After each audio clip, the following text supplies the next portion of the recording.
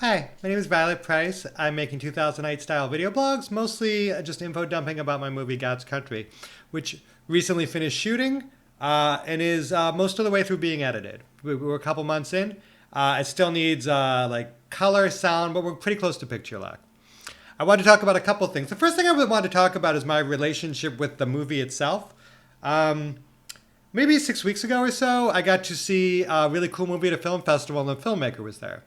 And the filmmaker was a woman who was naked through most of the movie, doing kind of unsexy things, who, although I found her very beautiful, was not conventionally beautiful in like a movie sense. And I thought that was very cool, that she was just proud of who she was.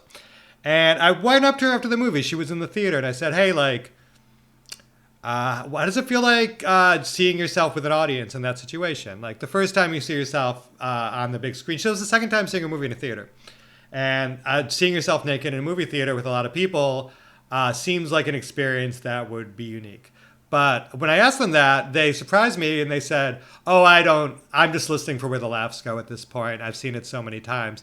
And that was also right when I was watching the first cut of my movie and I was like fucking drunk on it. And that sounded insane to me, that you could see a movie, a personal movie, and not have a reaction to it. However, now that I've been watching my movie every day for 2 months and working on it and obsessing over it, whatever that feeling was that I had when I first saw my movie and thought like, is this too personal or whatever, I think I no longer have. I no longer see. I think maybe that was just a natural way of seeing your first movie, your first edit. You see this thing you put so much into, it feels vulnerable. But now I do not see that when I see a movie. I just see a movie with universal themes that like, I've also gotten to watch it with a lot of my friends. Not a lot, but like a few of them. I have a rough cut. I like to watch it with people. I watch it with my wife, and talking to people after is really exciting for me. I've had so much time in this movie, and to get some feedback on it, to have someone finally see it and talk about it is like super exciting for me. And the different things people see in it and the different ways just editing says different things. The story is being created in editing, and it has a lot more to do with what's technically making a good movie at this point. It's fascinating to me, and it's been really fascinating watching something that like for a minute I was freaked out about turn into a thing that is making my friends have emotional reactions. It's touching people, that we're moving around, that we're changing the story significantly too. And editing, even if you didn't change the story in editing, you change the story a lot in editing. Because every time you pick a take, when you start like honing in on how they say one word, how like we pause 1 extra second, you're adding all these things to the story that all tell it, that are all part of it, that are all more important, frankly more important than both the acting and the writing. Both of those things can be tight, and if you edit it bad, it's bad. You can also do those things badly and cover it in editing. Editing is when you make the movie. So it's been really fascinating taking this thing that started as a very personal script, turned into a less personal collaboration between a lot of artists, and is now a movie that is its own thing. In fact, I was talking to someone last night. My friend Lane got to see it. This really cool film person I met. She was here with her girlfriend and a lot of my friends. We had a group of people. We screened it, smoked a lot of weed, goofed around. It was a really fun. I ate a lot of junk food. It was like pretty fun.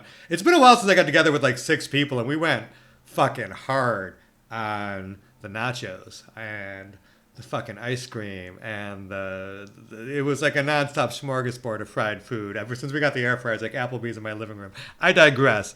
But I'm getting to watch it with people and talk to them about it. Elaine said something like, oh, this character like really like says this, and this. And that wasn't something I ever put in the movie, but I saw what she was saying. I said, yeah, that's a valid interpretation. And it's very cool to see all these, like, there's so many ingredients at this point. There's so much writing, there's so much acting, there's so many props, there's so many camera angles. So much has come together to make something far more than the sum of its parts, and something that I like arguing myself with people. Where it's like, why do you think the character did that? Like, okay, like, yeah, you're right. Like that, based on what we have, that is the story that like you're seeing. It's fascinating. I really enjoy it. I really love talking about my movie with people, and I'm really excited to get it done so I can talk about it more. Something else somebody said the last 5% of a movie is as hard as the first 50% of the movie, and I thought that was an exaggeration. I've been joking about that a lot. Like, I'm like, it's hard, but the first 50% took a really long time. But Uh, we've been at the last 5% for a minute, and there's a lot between now and the end, actually. It wouldn't be a lot if we had more money, but that's a whole different video. If we had money, this thing could be done in 2 weeks. We could hire a good sound person, a good color person, a VFX artist, maybe to bring somebody to bring some vision in, and be done in 2 weeks. It'd be like take a few days for each one of those things, I think. 3 weeks maybe. Okay.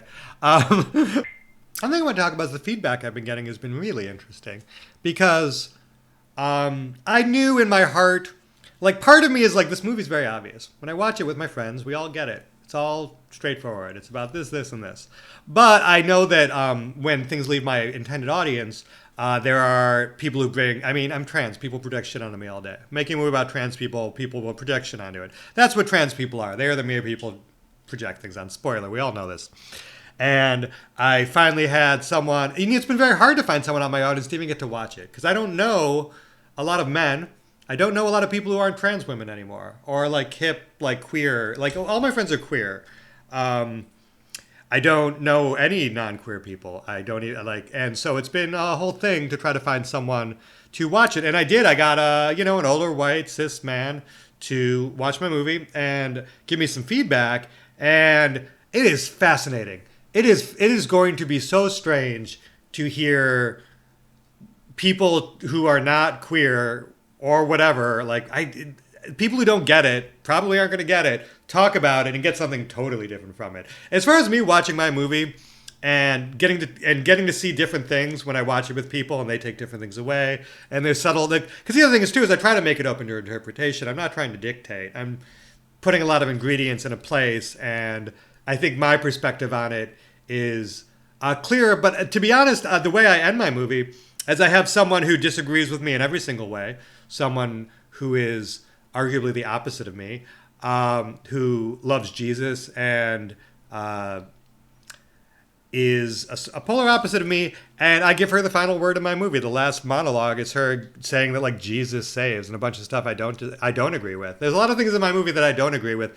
A lot of it's improvised. A lot of people bring other things to it. That's the other thing too. Improvising a movie is awesome. I'm going to improvise every movie I make from now on, because when I watch the scenes that were improvised, those are the best scenes for me, because those are the scenes where you can just kind of if you're a good editor, you can find hilarious stuff. If you have an hour of material and you were looking to get 2 minutes of people being funny, even if they're bad, which none of my people were, but even if they were, there's 2 minutes. If you edit it and cut around, you can do hilarious stuff with that. Whereas if you shoot a scene and they read the script and then you have 3 takes of them when doing one line and those 3 takes aren't really clicking, your scene is fucked. Not only that, the funniest, improv is so much funnier. I write a lot of jokes and they're dry and they land, but there's something just better about a funny, charismatic dude having a moment. I think a lot of the best lines can't be written. I think about that a lot. I think about how a lot of, when I'm just being funny with my friends, for example, or at dinner, a lot of what makes what you're saying funny is how you say it. And to come up with words and then come up with how you say it as a separate session is a lot, it works. But it also works a lot better to just say be funny in the moment. And that to me is, rather than trying to construct something that feels spontaneous, why don't you just get spontaneous, funny people, let them go. And, that's how Will Ferrell operates. And he's the fucking, when he dies, people will say he was the funniest man who ever lived. It's weird because he was on SNL, he doesn't get the GOAT status or whatever. But I think Will Ferrell is very much the GOAT. I think it's almost a boring thing to say. It's not a very interesting pick because he's just consistently amazing. In his 20 or 30 years of nonstop. Anyway, I like Will Ferrell. He also is adventurous and daring, and he made an entire movie in Spanish, and that movie he made for the Lifetime Network was fucking Tim and Eric Andy Kaufman level, hands down and effortlessly and accessible. Just a genius. I absolutely lost my train of thought on that one.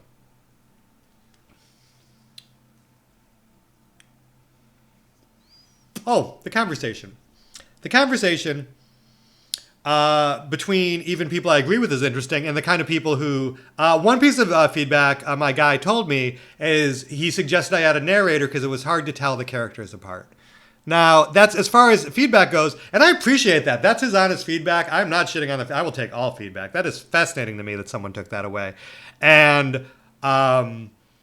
I was initially a little like bristled at it because there's only three characters in my movie, and one of them is a large black guy who's older than the other two people, and so he's not confusing them. He's confusing the two trans characters who. One is a goth and one isn't, and I don't know. I just like to me that's that to look at Bugs Matrix and Sasha Forrest and be like can't tell them apart. To me is I don't want to say like all you trannies look the same, but like I don't know how else to put it. They do not look the same to me at all. And I was really initially very like, okay, like that's. But then I watched it with some queer people last night, and one of them said, hey, like, when Bugs is in boy mode, it took me a second to catch on to that. And, it's not just that one cis guy. But like, to me, that's also crazy because one, like, not to be like, the gender oracle that I am, but I don't even, like see gender. Like a couple of people are like, oh, I didn't notice Bugs in boy mode. To be completely honest, when I see that, I do not think Bugs looks that different in boy mode than girl mode. I just see Bugs. I see like a really good looking person, and I don't respond. I honestly I think I just don't respond to gender cues anymore the way most people do. I've been on dates where I don't ask their gender to the second date, not for any reason other than I forgot to ask that. Like I don't like think about it. Maybe I'm like super enlightened. I'm gonna blow your mind with my amazing ability to not notice things. But it's been, but maybe that's just a blind spot I have. It has been fascinating to people to say, who was that character? Like, who was that dude? And I'm like, are you kidding? They have that incredible smile, the perfect teeth. Like, I don't like it. Like, it's surreal to me that that's something two people have said to me.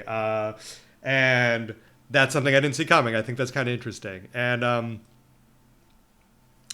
anyway, it's just been interesting now that it is gone from being it's gone to be something more complex than I meant it to, which was always the goal. I've created something complex. I've created something with a lot of people. Like also improv lets people bring stuff. There is stuff that you could never write in a screenplay because I'm not going to be able to write from the perspectives of like an anti-vax right-wing lunatic or like a religious Midwestern Chicago dad of six.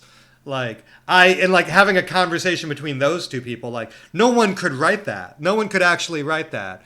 Nobody has those two life experiences. You can direct that. You can get on set and be like, work with that's like an interesting. You both love Jesus. That's like a weird overlap there. There's a scene that I shot between Antoine and Annie. Where they just quote Bible verses at each other for 5 minutes. It was fascinating. And although I would not want to put it in the movie, it easily could have gone in the movie. Like it could have been when you have a movie that's about a certain thing, and then it ends with 2 minutes of these two people like who are polar opposites quoting the Bible at each other, and it works because they have charisma and like things have been set up to make it work. That's a direction. You spend 2 years writing a script and then you end on something two people who are absolutely opposite from you, like bounced off each other and clashed on. And that's the ending of the movie. I'm really proud of that. Like, I don't know how else you could make a piece of art like this than that. The improv has been more and more, the more I watch my movie, the most exciting scenes to me are the improv. And to be honest, I mean, to be fair, it might just be me personally. I like hearing my own writing. Like, I don't know if other people will find the improv funnier. To be totally clear about what I'm trying to say, because it's not like no one is a worse judge of how good my dialogue is than me, the person who wrote it. Maybe my jokes, but maybe someone else could say those two people had nothing to do with the movie and they were thrown in, and like you had a strong voice and there was like a through line. I could hear someone saying that if I wanted to flatter myself, and I do. Who doesn't? But as far as like something that has been sort of unfolding behind my eyes, it's also been very satisfying because it's the kind of thing you find in the edit. There was one scene that I hated. I threw it together. To be honest, it was the last scene I wrote because I'm like, oh, we need one more scene to tie these two together. I'll write this funny little scene. And I wrote it and I like didn't love it, but it was okay. And I was like planning to like have certain actors come in that I know like personally, and like sort of have them use it as a starting place. But then those actors had scheduling conflicts, and some different actors came on, and then there was like a million stressful things by the time it happened. And we just sort of did it, and it worked okay. And I was like 18 days into shooting at that point, and One thing I learned about shooting is to like keep the intensity. I feel like a first director mistake I made is that the last day or two of shooting, maybe not even I was still very intense for the whole thing, but there were certain scenes that